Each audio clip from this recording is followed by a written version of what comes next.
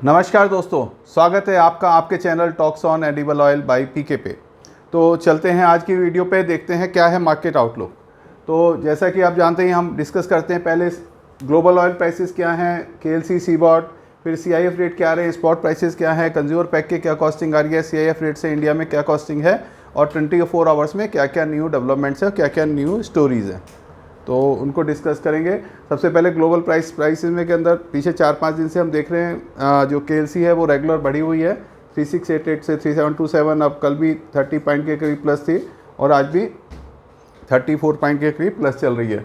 सीबॉट की हम बात करें तो सीबॉट भी थोड़ा अपनी बढ़त बनाए हुए हैं। हम यहाँ से देखें तो 61.01 से, जब यहाँ पे काफ़ी ज़्यादा डाउन आया था, एक बार 61.73 का प्लस आया था फिर यहाँ पर, और फिर उसके बाद कल भी प्लस रहा है 6 पॉइंट का और आज भी 12-13 पॉइंट का प्लस आया। तो जो 1.76 का प्लस है उसी के नियर अबाउट चल रहा है जो परसों आया था हमारा।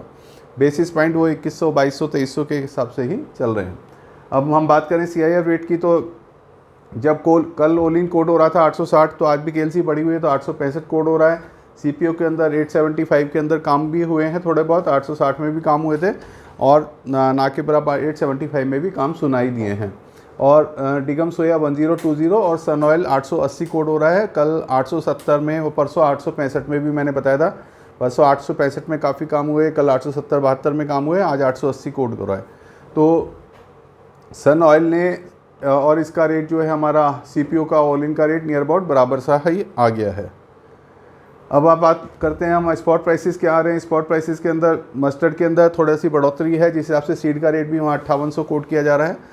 मैं आपको पीछे 4-5 दिन से रेगुलर बता रहा हूँ दुर्गा पूजा का भी और मस्टर्ड की डिमांड का भी, और पीछे से जो 1-1.5 महीने से काम नहीं हुआ है मस्टर्ड के अंदर, तो मार्केट भी थोड़ा रिटेल लेवल पे खाली हुआ है, क्योंकि मार्केट जब डाउनवर्ड होता है तो लोग परचेजिंग में से हटे हुए थे।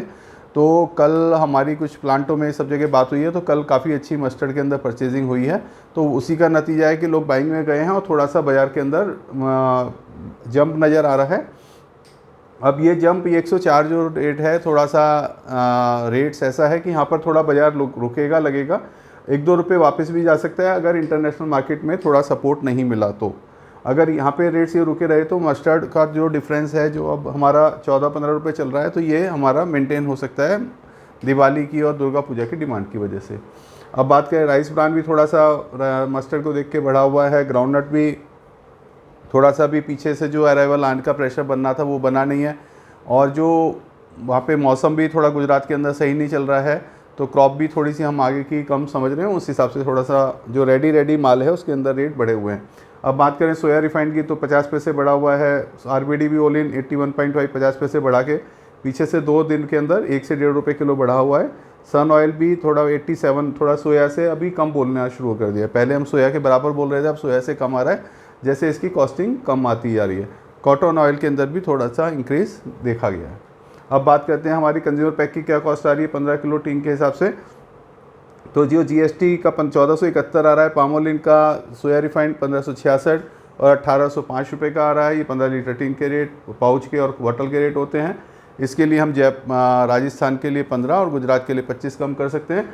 ये इसके अंदर हमारा 2 रुपीज़ के हिसाब से हमने 30 रुपीज़ का ट्रॉला का डिस्काउंट रहता है। अगर ये डिपो से माल उठाएंगे तो ये 30 रुपीज़ आपको ऐड करके देने पड़ते हैं। ये दिल्ली, यूपी, हरियाणा के रेट हैं, तो बाकी आप इससे समझ सकते हैं। अब बात करते हैं इंपोर्ट कॉस्ट हमारा आज के सीआईएफ रेट पे क्या है। अगर हम 875 आज जो कोडिंग हो रही है उसके हिसाब से हम पाम और ओलिन लेते हैं तो 82.5 का पड़ता है, जो कि मार्केट में 81, 81.5 का बिक रहा है। सोया ऑयल की कॉस्टिंग 1020 से 94 आ रही है, जो कि 87 का बिक रहा है। और सन ऑयल आज 800 कल जो बिका है 872, 870 में बिका है, उसके हिसाब से 83.5 की कॉस्टिंग आ रही है, जो 87 में बिक रहा है। तो ये जो सन ऑयल है इसने जो है मार्केट को टोटल दबा के रखा हुआ है। और आज का हमारा मेन हेडिंग भी है, चल पड़ी थी तेल बाज़ार की गाड़ी, सन ऑयल ने बात बिगाड़ी। तो हमारी जो सन ऑयल है, जो हम बात कर रहे हैं कि इसको, जो आज का मैटर है कि हमारा थोड़ा सा लग रहा था कि मार्केट हमें सुधरेगा और चलेगा, तो सन ऑयल ने ये जो हमारी कॉस्टिंग आ रही है 83.5 और अभी भी 880 में आज माल मिल रहा है, तो हम समझ सकते हैं 84 की कॉस्टिंग में आ रहा है। तो सन ऑयल जो है अब माल सस्ता है, आरबीडी के भी रेट पे है और सोयाबीन के भी रेट पे है, और माल रशिया में नई फसल चालू हो गई है, यूक्रेन में नई फसल चालू हो गई है, अर्जेंटीना में भी पुराना माल पड़ा हुआ है, वो आ रहा है, और कुछ अर्जेंटीना के पास के और कंट्रीज़ हैं उधर से भी माल आ रहा है। तो सन ऑयल का प्रेशर बहुत ज़्यादा बाज़ार पे आया हुआ है, उसकी वजह से बाज़ार के अंदर थोड़ा ठहराव और मतलब बाज़ार आप कह सकते हैं कंफ्यूज हो गया है कि हम इसमें तेज़ी करें या मंदा करें। तो ये थोड़ा सा सन ऑयल इम्पॉर्टेंट था, तो आई हैव जस्ट एक्सप्लेन कि भाई हमारी क्या कॉस्टिंग आ रही है और क्या रेट बिक रहा है, और इससे आगे आने वाली रेट में क्या मार्केट में फ़र्क पड़ेगा, हमको इसको एनालिसिस करना पड़ेगा। अब या तो हमारा जैसे कल 860 में 65 में बिका था, अब 70 80 बोल रहे हैं, अगर धीरे धीरे या तो ये बढ़ जाए, क्योंकि जब हम नीचे रेट में काम करते हैं तो अगर काम होता भी है, और सन ऑयल हमारा सोयाबीन से भी प्रीमियम ऑयल है, ये मतलब मैं आपको ये बताना बहुत ज़रूरी है कि सोया से हमारा प्रीमियम है, ये 94 आ रहा है, ये 84 आ रहा है। तो लोगों की मेजर परचेजेज जो सोयाबीन वाले हैं वो उसकी भी कॉटन पे, इस पे सनफ्लावर पे शिफ्ट हो सकती है। और सन ऑयल की ब्राज़ील में क्रॉप नहीं आएगी हमारी, दिसंबर के बाद में, जनवरी के बाद में आएगी, और अर्जेंटीना की भी नई क्रॉप आएगी। अब जो वहाँ पे माल पुराना थोड़ा भी बचा हुआ है, और जो अमेरिका से यहाँ पैरिटी नहीं, अमेरिका ऑलरेडी पहले ही $500 अर्जेंटीना ब्राज़ील से ऊपर बेल रहा है, तो वो उस वजह से अब सन ऑयल के ऊपर ये लग सकता है कि डिमांड निकल जाए, और 2-3 दिन के अंदर जिस हिसाब से मार्केट का माहौल बन रहा था, जिस हिसाब से मार्केट इंडिया का खाली हो रहा था, जो हम बार बार बात कर रहे थे कि 15-17 के बाद हमारे पास जो पुराने स्टॉक्स हैं वो काफ़ी कंट्रोल में आ जाएंगे, हमें नई बाइंग करनी पड़ेगी, तो वो सीज़न भी आ गया है। दूसरा, सोयाबीन की भी नई क्रॉप भी आ रही है, अपनी नई क्रॉप हमारी शुरू हो रही है सोयाबीन की अभी अक्टूबर से, और चाइना में भी शुरू हो रही है और अमेरिका में भी शुरू हो रही है, तो उसका भी प्रेशर हमें सोयाबीन पे भी, प्राइस पे, या तो सोयाबीन का टूटना पड़ेगा या सन ऑयल को बढ़ना पड़ेगा।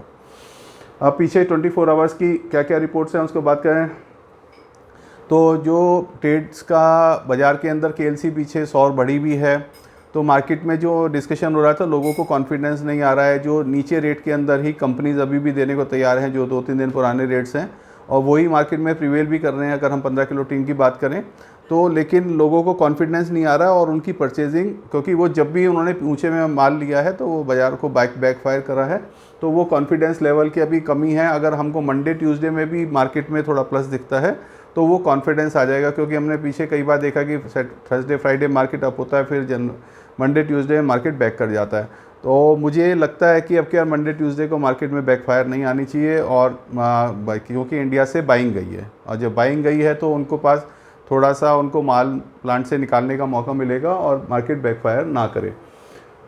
सन oil is also not supporting market movement. जो मार्केट का मूवमेंट है मैं आपको बता रहा हूँ, सन ऑयल थोड़ा सा मार्केट को थोड़ा रोक रहा है, और हम उसको डिस्कस कर ही चुके हैं। सीबॉट की मिस्ट्री जो है अनसॉल्व्ड है, $500 ऊपर क्यों बिक रहा है, जबकि अगर हम अर्जेंटीना ब्राज़ील से माल वहाँ पे भेजें तो $60-70 चला जाएगा। अगर हम वहाँ पे ड्यूटी भी लगाएं 19.5% तो $200 लग जाएगी। तो $500 वहाँ पे ऑयल क्यों ऊपर बिक रहा है, जबकि सीड का रेट और मील का रेट वहाँ ब्राज़ील के बराबर है। तो ये वाली अभी तक मेरे को जवाब नहीं मिला है। मैं चाहूँगा अगर कोई भी भाई बन जो इस चीज़ को समझा सकता है कि सीबॉट इतना ऊपर क्यों चल रहा है ब्राज़ील से और इंडोनेशिया $500 ऑयल के अंदर, तो वो मेरा ये क्वेश्चन मैं कई जगह से कर चुका हूँ, लेकिन I am not getting the proper answer. मुझे तो बस ये फंड्स की मैनिपुलेशन दिख रही है कि फंड्स वालों ने लोगों को मैनिपुलेट करके फंसाया हुआ है अपने पोजीशन में, और इसलिए वो उसको मार्केट को ऊपर बनाए हुए हैं। इंडोनेशिया की एक्सपोर्ट ड्यूटी लेवी की का इंटीमेशन आ गई है, जो उनका इस महीने 1 से 15 का था वही सेम कंटिन्यू कर रहे हैं। मलेशिया की डिस्पैचेस पहले 15 दिन की जो डाटा आ रहे हैं वो कम है, तो हमारे पास जो स्टॉक्स इस महीने को ओपनिंग आया था, हमारा ये बन रहा है कि वो स्टॉक और इंक्रीज़ कर गया है अभी अगर आज के दिन हम बात करें तो ये मलेशिया पे प्रेशर है। लेकिन जो इंडिया से 2-3 दिन में बाइंग गई है और जा रही है, उस हिसाब से हमें ज़्यादा इंक्रीज़ तो नहीं दिख रहा, लेकिन वहाँ पे जब बाइंग जाएगी तो थोड़ा सा वहाँ पे स्टॉक्स में लिक्विडिटी आएगी और माल रिली वहाँ से जाएगा, क्योंकि इंडिया से ही बाइंग जाती है तो फिर और देश भी माल परचेज़ करते हैं। एक हमारा जो सोयाबीन की क्रॉप थी वो काफ़ी ज़्यादा प्रॉब्लम में आ गई थी, डिस्ट्रेस में आ गई थी, उसकी वजह से कि हमारी बारिश नहीं हो रही थी। लेकिन अब जो सर्वे किया है सोपा का, तो मैं एक रिपोर्ट पढ़ रहा था, तो ज़्यादा क्रॉप में नुकसान नहीं बता रहे हैं और हमारी क्रॉप नियर अबाउट सेम ही आ जाएगी। तो कुछ एरिए जो रेतीले हैं, जहाँ खड़ी है, जहाँ बिल्कुल ही फसल को पानी नहीं मिला, वहाँ का यील्ड का नुकसान है, लेकिन वो कोई जो ज़्यादा मेजर नहीं है। और मस्टर्ड की मार्केट तो थोड़ा सा उसमें मैं आपको पहले भी बता चुका हूँ कि थोड़ा सा अब 101, 102, 103 के आसपास रुक सकती है। तो अभी आज 104 बोल रहे हैं, थोड़ा सा बाज़ार के अंदर सपोर्ट है तो उस हिसाब से बोल रहे हैं। लेकिन अभी हमारी 18 तारीख से उसकी भी सेल नेफेड की भी आनी है, तो उसका भी हमें रिपोर्ट देखनी है। लेकिन बाज़ार थोड़े से इस लेवल पे जाके रुक सकते हैं, क्योंकि इसके अंदर खाली यही है कि अगर किसान ने अपना 60,000 में माल नहीं बेचा तो हो सकता है वो एकदम घटा के 56 में, 55 में, 57 में माल ना बेचे। तो थोड़ी सी किसान की अगर खेत चली तो फिर नेफेड मार्केट को नहीं संभाल पाएगा और फिर थोड़ा सा मार्केट इसका चल सकता है, क्योंकि हमारी नेक्स्ट मंथ डिमांड है और एक महीने से हमारी कोई नई परचेजेज ज़्यादा नहीं हुई है। क्योंकि जब मार्केट डाउनवर्ड रहता है तो मैं बता रहा हूँ जैसे सेल्स कम होती है। सोया एक्सपेंसिव है न्यू क्रॉप पे, तो सोया का वही है कि अभी हमारे पास स्टॉक्स भी बहुत ज़्यादा पड़े हुए हैं, सोया पोर्ट स्टॉक भी बहुत ज़्यादा हैं, ओल्ड सीड का स्टॉक भी पड़ा हुआ है। तो हो सकता है हमारी इंडिया से अब सोया की बाइंग ना जाए। ब्राज़ील में, अर्जेंटीना में थोड़ा स्टॉक कम भी है, तो अमेरिका से हम ख़रीदेंगे नहीं। और जो हमारे पास माल है वो हमारे पास 1-2 महीने के लिए है, सोयाबीन का स्टॉक, सीड का भी और ऑयल का भी। और फिर हमारी जो बाकी कमी है वो सन ऑयल पूरी कर देगा। तो और न्यू क्रॉप हमारी ऑलरेडी ऑन द कार्ड्स है। तो हम सोयाबीन का जो प्राइस चल रहा है $1020 और हम सन ऑयल का बात करें $850-60, तो $150-150 का जो डिफरेंस है 11-11, 10-10, 11-11 रुपये का, तो वो अनरीज़नेबल है। तो वो थोड़ा सा हमें देख के बात करनी पड़ेगी।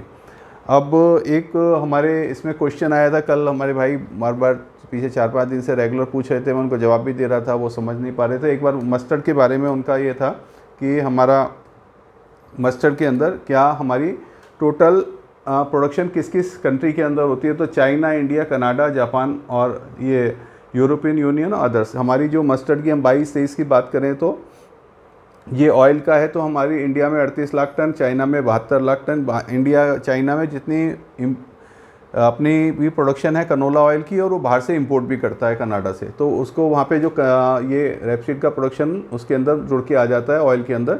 जबकि अपनी उनकी रेपसीड की सीड की अपनी प्रोडक्शन 155 लाख टन है, उसके 155 लाख टन से आपको ये 50% दिखेगा। तो वो इसलिए है क्योंकि उन्होंने सीड बाहर से इंपोर्ट भी करा है। और 110 उनका मील है, तो 110, 172, तो आप ये समझिए 182, तो 27-28 लाख उन्होंने बाहर से इंपोर्ट किया।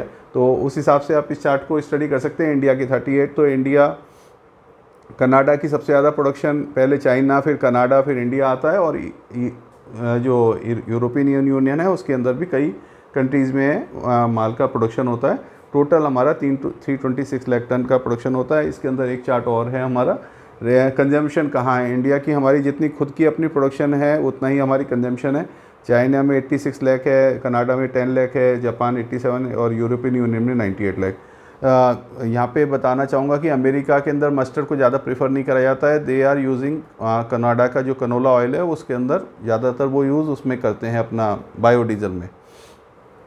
तो ये आपका चार्ट है, इससे थोड़ा सा आपको अपनी कहाँ प्रोडक्शन और क्या है तो वो आप समझ सकते हैं। तो अब हम बात करेंगे माय ओपिनियन की। तो ओपिनियन यही है कि हमें थोड़ा सा मंडे तक और देख लेना चाहिए। और अगर इन रेटों में जो कल परसों तरसों रेट रहे हैं, अगर हमारा उन रेटों के हिसाब से हमें थोड़ा बहुत माल मिल रहा है, 15 किलो टीन, पाउच और बॉटल, तो थोड़ा बहुत लेके चलना चाहिए। मेरा मन थोड़ा सा था कि इंडिया काफ़ी दिनों से मार्केट डाउन चल रहा था, तो मार्केट में स्टॉक लेवल बिल्कुल नहीं है, तो बाज़ार में थोड़ी तेज़ी आनी चाहिए थी, थोड़ा चलना चाहिए। लेकिन ये सन ऑयल ने थोड़ा सा मार्केट को रोका है, तो हम मंडे तक इंतजार कर सकते हैं। मंडे ट्यूसडे में मार्केट देख के हम काम कर सकते हैं। और अगर हमें आज भी काम करना हो तो हम थोड़ा बहुत ले सकते हैं अगर हमारे पुराने रेटों पे माल मिल रहा हो। तो यहाँ पे मैं अपनी वीडियो एंड करेंगे, फिर कल मिलते हैं और बात करते हैं क्या क्या डेवलपमेंट रहा। आप इसको लाइक करें और कमेंट करें और शेयर करें।